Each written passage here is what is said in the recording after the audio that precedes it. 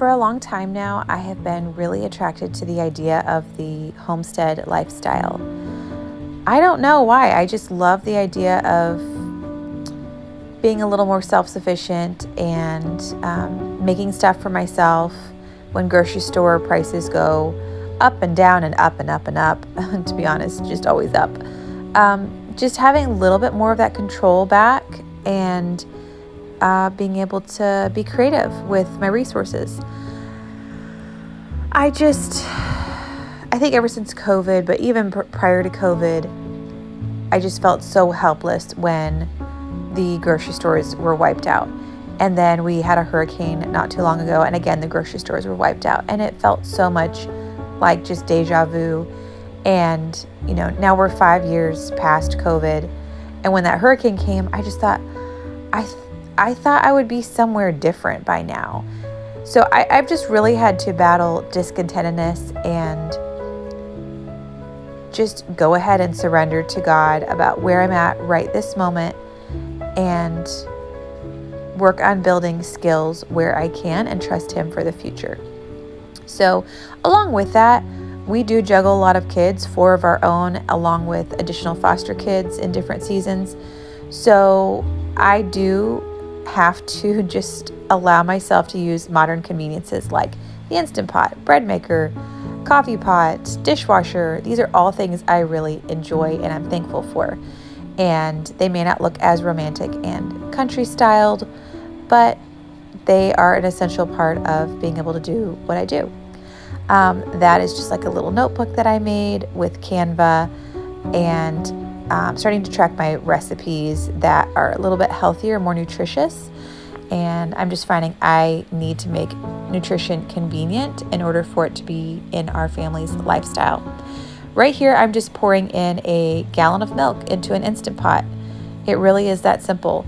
I got this from a local farm nearby and it's just a better quality milk, easier on my kids' tummies. So I'm just pouring that in. I'm going to put it on the saute feature and put in an automatic thermometer that will alarm when it hits 180. You don't have to have one with an alarm, but I find it to be really helpful so I can go do something else if I want while I'm waiting for this. I get a bowl of ice ready to go because once it hits 180, I have to put that Instant Pot into this bowl of ice to cool it down. I find stirring it helps it cool down faster. Ask me how I know. There was a car line emergency. I needed to get to car line basically, and I was like, how do I get this to cool down faster?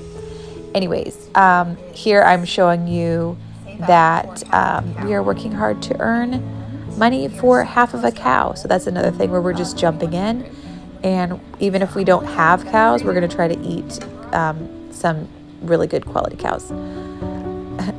Really good quality half of a cow. Here, I'm not using my favorite flour that I would like to use. I have an order placed for better quality flour, but I just have a bunch of this to use up, so I'm going to get some bread going while I'm waiting for the yogurt.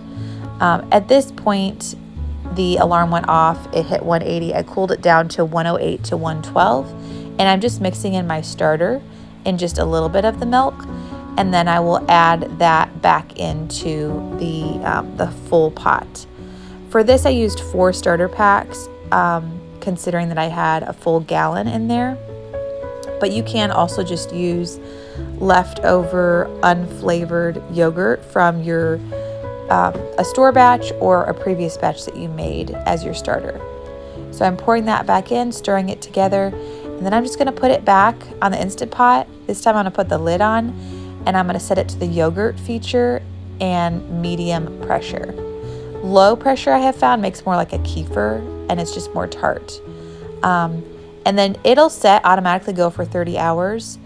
My kids like it more at the 18-hour mark. I like it more at like the 25-hour mark. It's just more tangy the longer you let it be in there. We have done car lines here. We walk in the house. There's just a wonderful smell. Chili's in the crock pot. I made this from dry beans.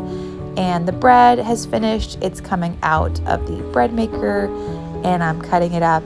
There is something so satisfying about making food for your family, and I love it.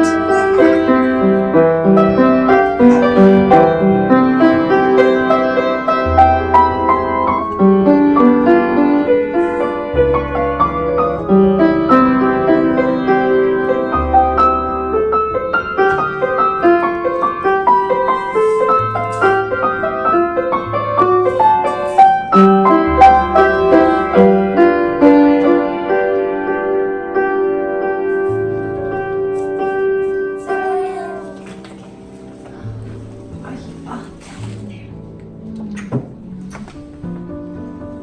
Done.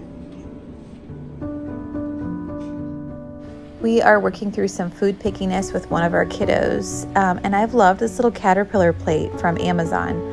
I'm not super proud of the Skittles on that plate, but we've been gradually replacing those with fruit, and this particular kiddo has had so many vegetables, so many new foods that they never would have tried previously. So I'm really pleased with new tools that help. So when you first get the yogurt out of the Instant Pot, it's a little bit kind of chunky. I'd actually already gotten some out before I had a chance to start recording. But what I love about this yogurt, number one, you can just shake it up or even blend it to get it to be less chunky. But I love the way you can just turn 1 gallon of milk into yogurt and make so many different things with them. I think where I can save a lot of money at the grocery store these days is making variety instead of buying variety.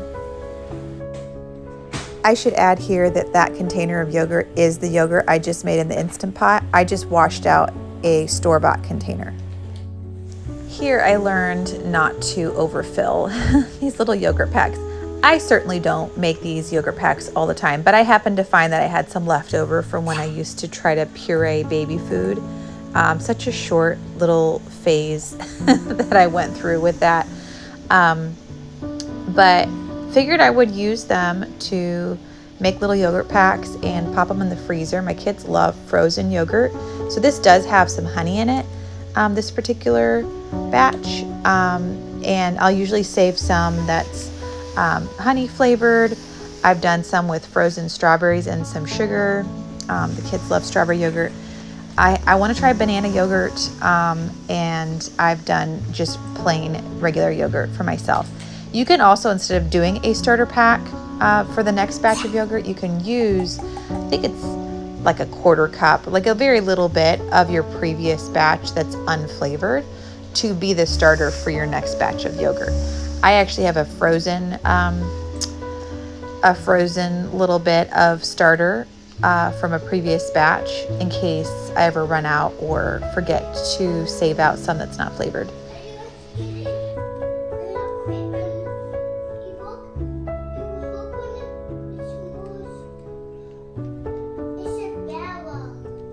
I know. I told her it's okay. Just this once. She can play with her a little bit.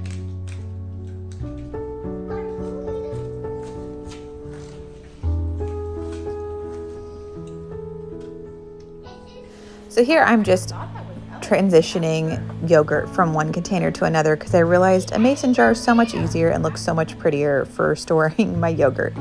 I didn't show it, it's not pictured here, but I also made overnight oats, which is just literally the night before you're gonna have it. Raw oats with yogurt and applesauce and whatever sweetener you wanted. I ran out of honey, so I used syrup. And then I love to put chia seeds in. The kids actually love it because it thickens it. I'm just adding honey here to this batch for the kids. So then we've got this batch of honey yogurt. I have the little pouches in the freezer, and so those could go on a lunch. And then I also have these overnight oats for breakfast tomorrow. I usually just throw whatever frozen fruits I have on top of that. So here's that gallon of milk, which turns into all of these different items. I made sour cream, which you saw, and I have a previous batch of pancakes that I like to make with yogurt.